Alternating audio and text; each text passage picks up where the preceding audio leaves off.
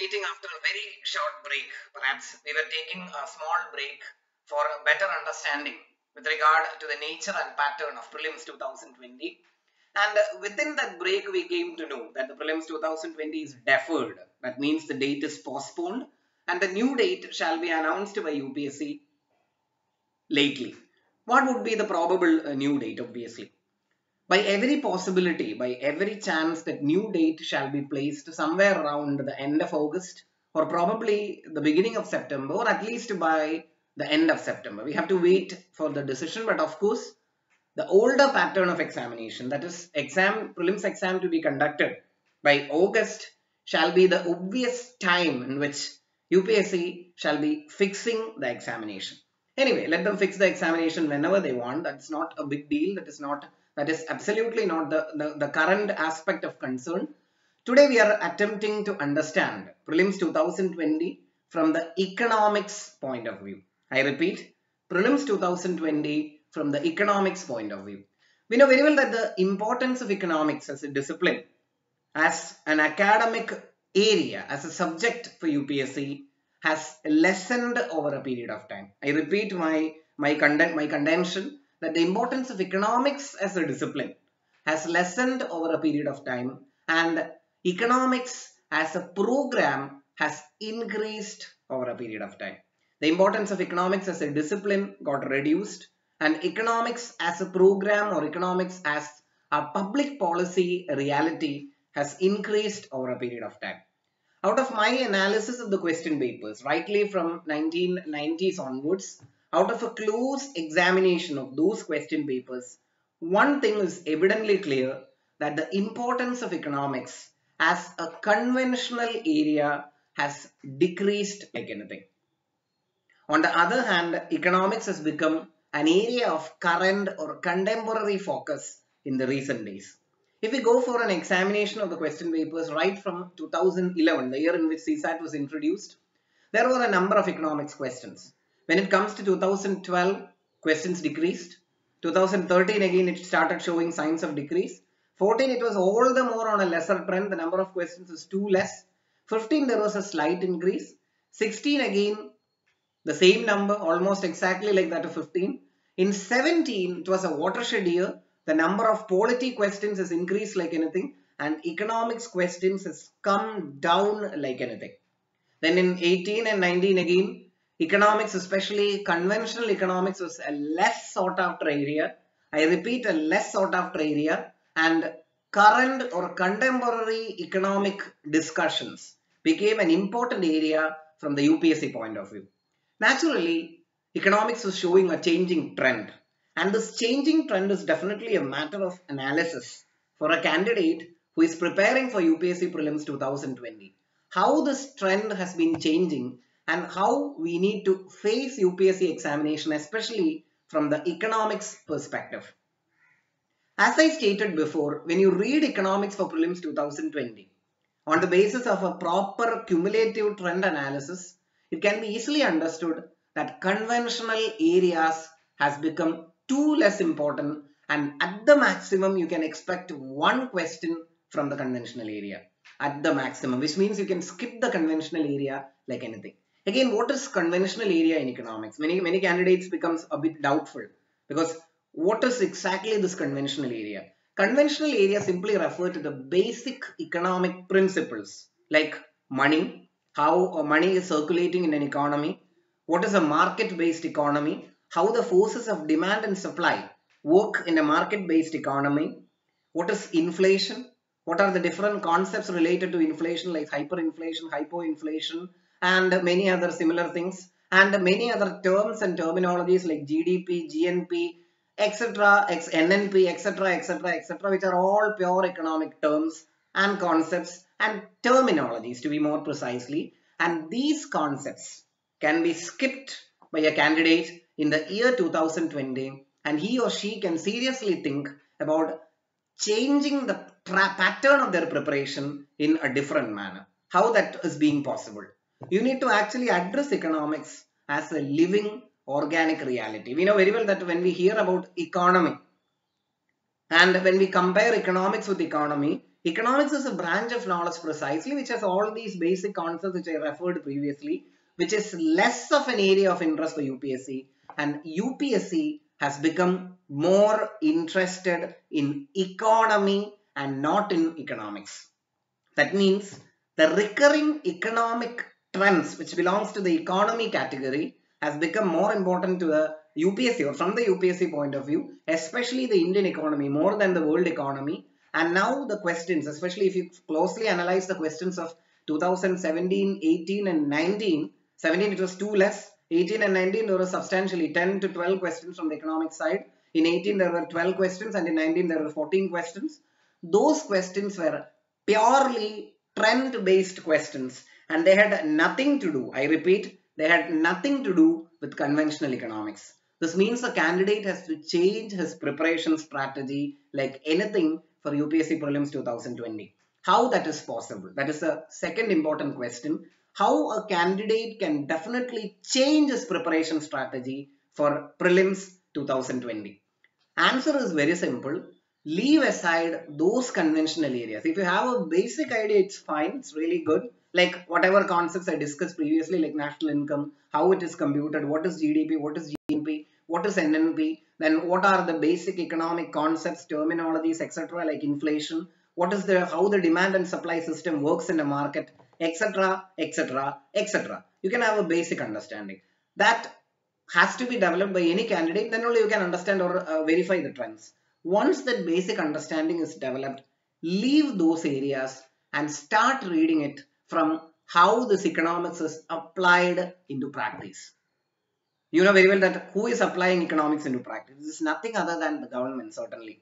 The government every now and then applies economic principles into practice in one or other form. It happens in two ways. You know very well that there is something known as monetary policy and fiscal policy. One is managed by the government and the other is managed by the Reserve Bank of India. And the candidate should focus his attention on these two things. How the monetary system is managed and how the fiscal system is managed. When one is managed by the RBI, that is the central bank of the country, the other is definitely managed by the government. So you should start your reading exactly from the government of India, especially the Ministry of Finance, how the Ministry of Finance is working, what all are the major administrative mechanisms or apparatuses used by the Ministry of Finance, what are the major indexes. You know very well that there is IIP, the Index of Industrial Production, and different, the food price index, the consumer price index, CPI, and other similar indexes which are used by the Ministry of Finance. The administrative structure of the Ministry of Finance, which is directly placed under the Minister of Finance, which is Nirmala Sitharaman currently. And again, there is a deputy minister, there are deputy ministers, there would be a different levels of secretaries. Then finally, what are the functions of the Ministry of Finance? Whenever you read functions precisely, you need to understand each specific functional organ of the Ministry of Finance and how Ministry of Finance engages. Precisely speaking, how Ministry of Finance manages the fiscal policy of the country. Once this part is very clear, including all these areas, all these indexes, publications, involvements, etc., 50% of your trend-based economics preparation is over. And now, another 50% is nothing other than the Reserve Bank of India. We know very well that RBI has a governor, RBI has a team, has a larger council of administrative system. It has its executive directors and several deputy governors and several other people. What is the administrative apparatus of RBI and what are the major devices and tools through which RBI intervenes in the market?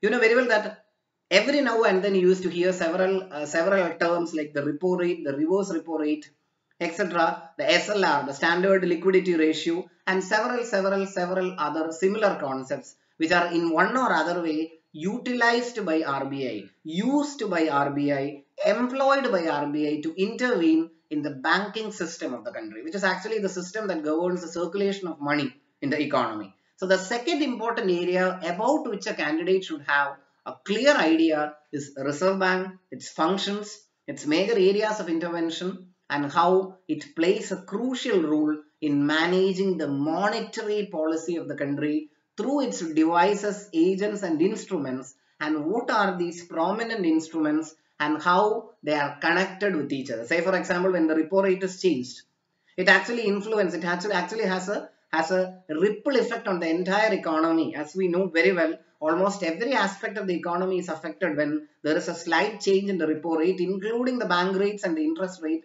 and that is an area of concern for the candidate because it is directly connected with the Reserve Bank of India. In such a manner, you need to read economics on the basis of a trend analysis. Going to the former part again, the Ministry of Finance precisely, whenever you understand the functioning of the Ministry of Finance, you need to develop a clear-cut idea regarding the policies and programs launched by the ministry, especially in the economic domain. We know very well that the ministry actively engages in the market. The ministry attempts to gauge the changing trends in the market, how GDP has to be understood, how GDP has to be measured. There is a measuring rod for the GDP which is done by the ministry, and several other indexes, as I mentioned previously. A candidate should have to develop a clear understanding about these major indices and index platforms so that your preparation is 50% done. And once the RBI part is also amalgamated with the same, the Reserve Bank part is also amalgamated with the same, your preparation is almost complete. Leaving aside two important areas. One is the economic survey, about which I am going to mention now, or about which I am going to deal with now, and the latter is the larger economic condition, especially in the world economy and the major elements involving the world economy, especially the elements like organizations and all, and how it has an impact or how it has an effect on the Indian economy. Going to the first part, many candidates used to express their doubt regarding the relevance of economic survey in the current changing economic scenario, and my answer is very simple. You need to analyze what trend is being stated or highlighted in the economic survey and what is the direction in which our economy is heading. That is enough and that is fine for any candidate who is preparing for prelims 2020. When we used to prepare previously for exam, we need to read the whole of economic survey without even leaving one page, which is certainly not required now. Now the candidate has to develop an understanding and that is sufficient. Once economic survey is over, one more area is very important for the candidate and that is international economic organizations, international economic groupings and how they channelize the world economy, how they play a pivotal role in the world economy and how that influences the Indian economy at large. You have to start your reading right from the World Bank without any doubt. The IBRD, in other words, International Bank for Reconstruction and Development. Once World Bank is over, you need to develop simply an understanding about the organs of the World Bank. And once it is over, you need to deal with the publications of the World Bank. And once the entire World Bank gamut is over, you need to deal with other financial organizations like the one that controls the trade, that is the WTO, the International Monetary Fund, which is more concerned about the balance of payments. In the same way as you read the World Bank, you need to understand how it is structured, the major agencies of these two, especially WTO and IMF, and very importantly, what are the publications of both WTO and IMF. Once this is over, you need to also develop an understanding of how they affect the world economy and how they are connected or how their policies and programs, especially in the fiscal year 2019-20, had influenced the Indian economy and whether they issued any statements, any general conceptions or whether they had given any directives with regard to the Government of India, to the Ministry of Finance with regard to the Indian economy. Once these areas, that is international organization, structure, function, their economic intervention, their indices and finally, the most importantly, their publications is over, you can relax that your economics preparation is over. Over a period of time, as I stated in the beginning of my session, the importance of economics as a discipline has reduced and conventional economics has become less important, and what has become more important is the current trend-based economics, and every candidate should develop a proper understanding with regard to this area. We'll again meet with another session. Thank you.